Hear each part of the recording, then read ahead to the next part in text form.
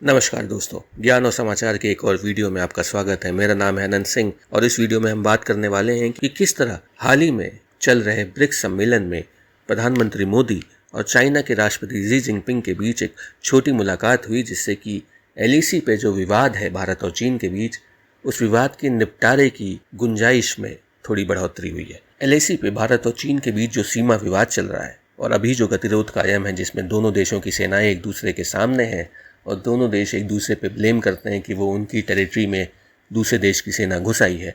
ये जो प्रॉब्लम चल रही है, इसके समाधान की उम्मीद थोड़ी बढ़ी है। तो दोस्तों, मई 2020 में भारत के पूर्वी लद्दाख सीमा क्षेत्र में चीन के सैनिकों की घुसपैठ से उपजे विवाद का अब जल्द समाधान होने की संभावना बन रही है। जोहानिसबर्ग में ब्रिक्स शिखर सम्मेलन के लिए पहुंचे प्रधानमंत्री मोदी और चीन के राष्ट्रपति शी जिनपिंग के बीच गुरुवार को एक मुलाकात हुई। इसे छोटी मुलाकात कहा जाएगा क्योंकि ये कोई प्लान्ड बायलैटरल मीटिंग नहीं थी, बट हाँ, एक छोटी मुलाकात हुई। दोनों के बीच ये सहमति बनी कि सीमा विवाद से जुड़े जो भी लंबित मुद्दे हैं उनका जल्द समाधान निकाला जाएगा।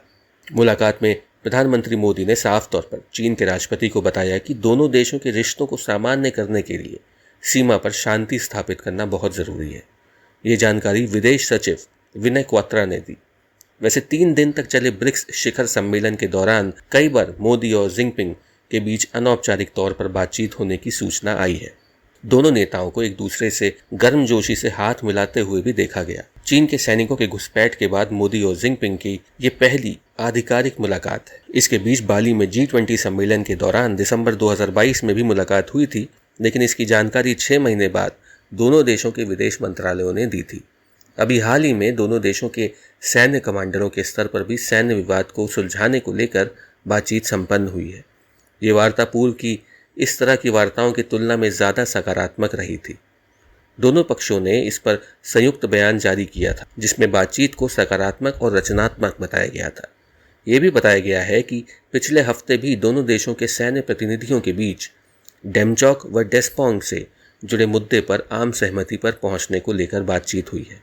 क्वात्रा ने बताया कि प्रधानमंत्री मोदी की चीन के राष्ट्रपति से शिखर सम्मेलन के दौरान अलग से मुलाकात भी हुई है। प्रधानमंत्री ने राष्ट्रपति जिनपिंग के सामने अपनी चिंता रखी कि दोनों देशों की सीमा विवाद से जुड़े कई मुद्दे अभी भी लंबित हैं। सीमावर्ती इलाकों में अमन व शांति को बनाकर रखना और वास्तविक नियंत्रण रेखा का आदर करना दोनों देशों के रिश्तों को सामान्य बनाए रखने के लिए बेहद ज़रूरी है।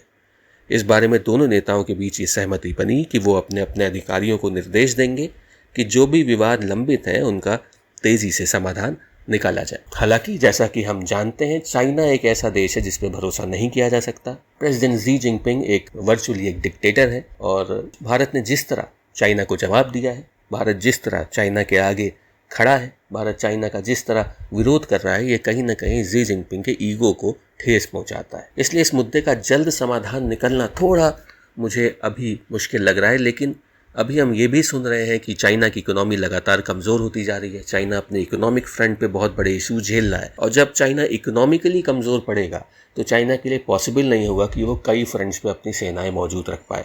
वो ताइवान पे अटैक करना उसका पहला फोकस है, लेकिन साउथ चाइना सी में ऑलरेडी इतना ज़्यादा मिलिट्री बिल्डअप हो रखा है कि चाइना के लिए एक साथ साउथ चाइना सी और भारत के साथ अपने इतने लंबे बॉर्डर पे इतनी ज़्यादा सेनाओं को डिप्लॉय करना या 2 एंड पे लड़ाई करना चाइना के लिए भी मुश्किल होगा।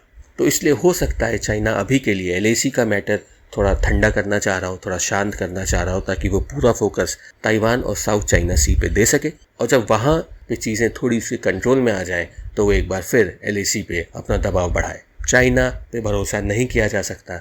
चाइना आज परेशानी में है, ठंडा रहेगा, पीछे हटेगा, शायद पीछे हटे, लेकिन कल को जब चाइना की स्थिति वापस सही होगी तो वो फिर से भारत पे हमला करेगा, भारत की ज़मीन कब्जाने की कोशिश करेगा। हमारे दोनों ही पड़ोसी इसी प्रकार के हैं। पाकिस्तान आज दोस्ती की बात करता है क्योंकि उसकी स्थिति खराब है, लेकिन जहाँ चंद डॉलर उनकी जेब में आएंगे वो वापस से लड़ाई करने को उतारू हो जाएंगे, हमें परेशान करने की कोशिशें करने लगेंगे। एलएसी पे सीज़ फायर वायलेशन शुरू हो जाएंगे। अभी बम गोली खरीदने के पैसे उनके पास नहीं है तो एलएसी पे शांति चल रही है, लेकिन जब उनके हालात सुधरेंगे तो वापस से अपनी पुरानी हरकतों पे लौट आएंगे। और चीन भी बिल्कुल वैसा ही है। इसलिए ना ही पाकिस्तान पे भरोसा किया जा सकता है, ना ही चीन पे। लेकिन चूंकि चीन के साथ हमारे ट्रेड रिलेशंस इतने बड़े हैं, चीन से हम बहुत सारी चीज़ें इंपोर्ट करते हैं, चीन एक इकोनॉमिक पावर है और हमारे रीजन में एक इतनी बड़ी nuclear, economic and military power के साथ डिप्लोमेसी यही कहती है कि हम अच्छे रिश्ते बना कर रखें। तो भले हम दोनों के बीच कितने भी डिफरेंसेस क्यों ना हो, कोशिश यही रखनी चाहिए, कोई भी स्मार्ट स्टेट्समैन, कोई भी समझदार नेता, राजनेता यही कोशिश करेगा कि ये दोनों देश जो उभरते हुई ताकतें हैं, भारत एक उभरती हुई ताकत और चीन ऑलरेडी एक बहुत बड़ी ताकत इस समय विश्व मंच पर है, तो इन दोनों देशों के बीच शांति कायम रहना ही इन दोनों देशों के विकास के लिए ज़रूरी है। तो दोस्तों, आशा करता हूँ आपको ये वीडियो अच्छा लगा होगा, कुछ नया जानने और सीखने को मिला होगा। अगर आप हमारे चैनल पर नए हैं और आपने अभी तक हमारे चैनल को सब्सक्राइब नहीं किया है तो प्लीज़ सब्सक्राइब बटन को ज़रूर प्रेस करें। Thank you very much for watching. See you on the next video. Take care, bye.